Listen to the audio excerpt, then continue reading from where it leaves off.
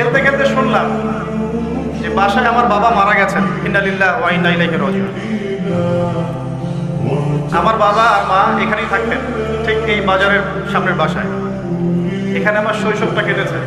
এরপরে আমি সর্দার সরকারি প্রাইমারি স্কুল উচ্চ বিদ্যালয়ে পড়েছি 1 বছর, এটা অনেকেই জানেন। আমার শৈশবটার অনেক স্মৃতি এখানে জড়িত আছে। আর আজকে তাকবীরের কি লিখন যে সেই মাঠে বসে আমি আপনাদের সামনে দ্বীনের ওয়াজ করছি। সুবহানাল্লাহ। আল্লাহ পাক কিভাবে মানুষের তাকদীর লিখে রাখেন। হয়তো সেদিন আল্লাহ পাক আসমানের উপর থেকে দেখছিলেন এই ছেলেটা যেখানে খেলছে আর 20টা বছর পর সেখানে ওয়াজ করবে, তাই না? আল্লাহ পাক সব জানতেন না? আমার পাশে ওস্তাদকে দেখছেন, এই যে ছোট ছেলেটা তেলাওয়াত করে গেল কোরআন, তার চেয়েও ছোট বয়স আমার, তখন 7 থেকে 8 বছর হবে।